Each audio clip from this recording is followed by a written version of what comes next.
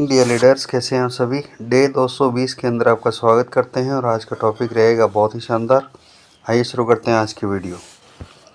नमस्कार साथियों, मैं हूं प्रहलाद गोयल, आपका हार्दिक स्वागत करता हूं। आज हम नेटवर्क मार्केटिंग और डायरेक्ट सेलिंग के एक महत्वपूर्ण ज़बरदस्त प्लान यानी कि हम एक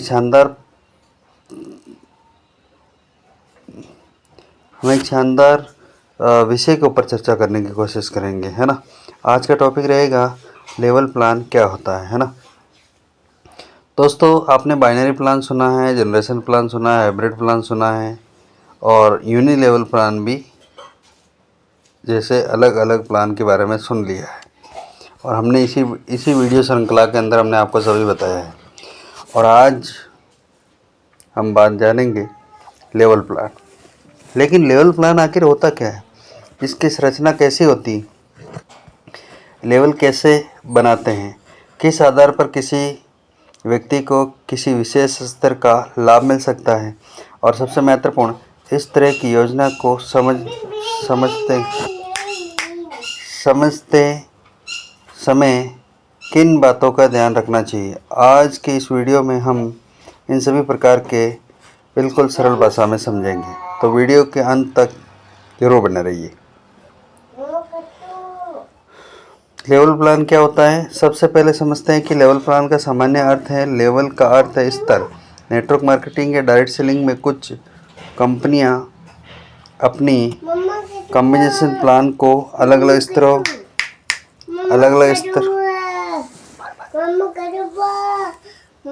व्यवस्थित करती है।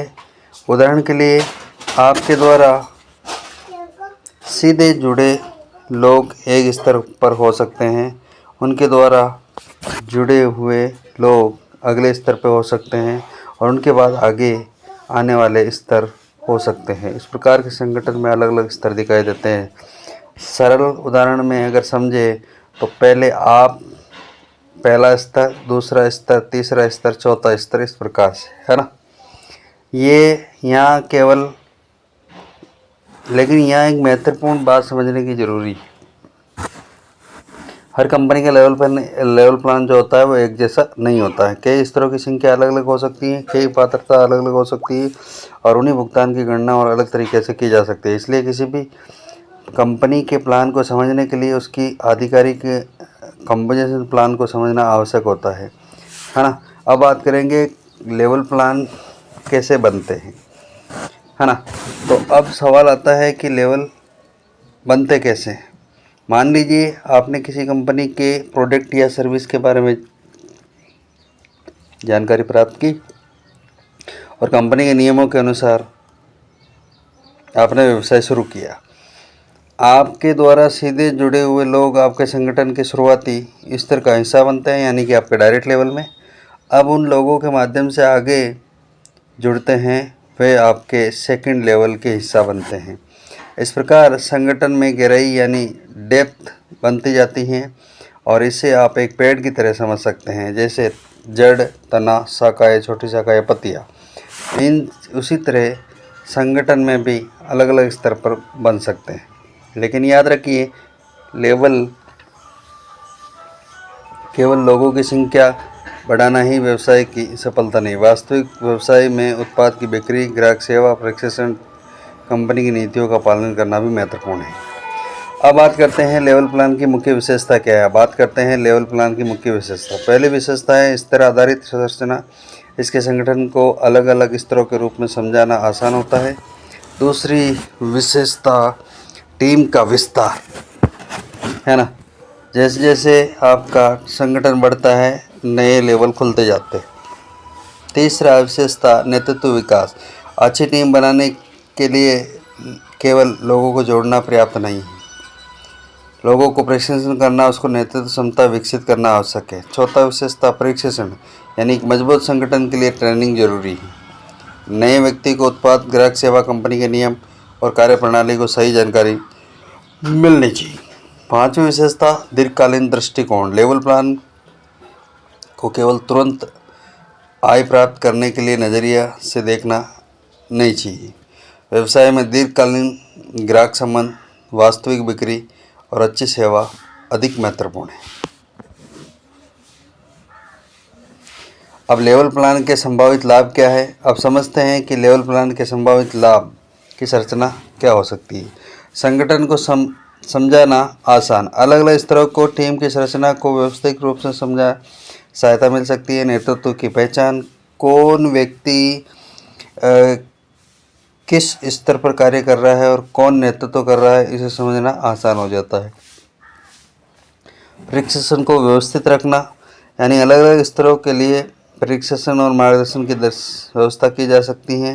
टीम का विकास पर ध्यान, लोगों को लेवल जोड़ने के बजाय उन्हें विकसित करने पर ध्यान दिया जा सकता है। कार्य की स्पष्टता और सदस्यों को अपनी जिम्मेदारी और कंपनी की पात्रता को शर्तों को समझने में सुविधा हो सकती है। लेवल प्लान की चुनौतियां क्या हो सकती हैं। दोस्तों, किसी भी कंपैरिजन प्लान की तरह लेवल प्लान में भी कुछ चुनौतियां हो सकती है। पहली चुनौती, प्लान को सही तरीके से समझना। यदि व्यक्ति कंपनी की योजना को पढ़े बिना काम करता है तो भ्रम पैदा हो सकता है। दूसरी चुनौती, केवल भर्ती पर ध्यान देना। यदि कोई व्यक्ति केवल नए लोगों पर जोड़ने पर फोकस करता है और वास्तविक बिक्री और ग्राहक सेवा नज़रअंदाज करता है तो ये व्यवस्थित दृष्टिकोण नहीं है। तीसरी चुनौती, अवास्तविक आय के दावे। किसी भी व्यवसाय में आय की गारंटी नहीं होती है। इसकी किसी भी व्यक्ति को निश्चित या आसान कमाई के दावे करने से बचना चाहिए।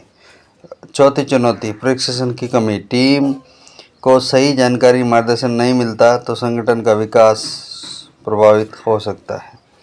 अब कंपनी से जुड़ने से पहले क्या देखें। मित्रों, ये हिस्सा बहुत ही महत्वपूर्ण है, आपके भविष्य के साथ जुड़ सकता है। किसी भी कंपनी के लेवल प्लान को तुरंत देखकर निर्णय ना लें। पहले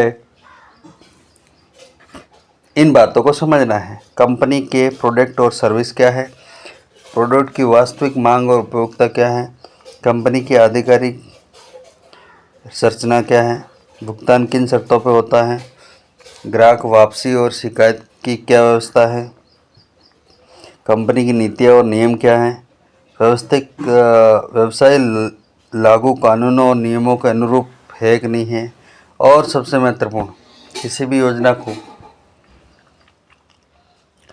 समझे बिना केवल किसी व्यक्ति के कहने पर पैसा निवेश करना निर्णय ना ले। पहले जानकारी ले, प्रश्न पूछे, फिर निर्णय ले। सफलता के 5 सूत्र। यदि आप डायरेक्ट सेलिंग या नेटवर्क मार्केटिंग में काम कर रहे हैं तो ये 5 बातों का ध्यान रखना है। सही ज्ञान प्राप्त करें, उत्पाद को समझें, ग्राहक की सेवा करें, टीम को प्रशिक्षण और सहयोग करें, ईमानदारी और निरंतर से आगे बढ़ें। सिर्फ प्लान नहीं, आपकी कार्यशैली आपकी पहचान बन सकती है।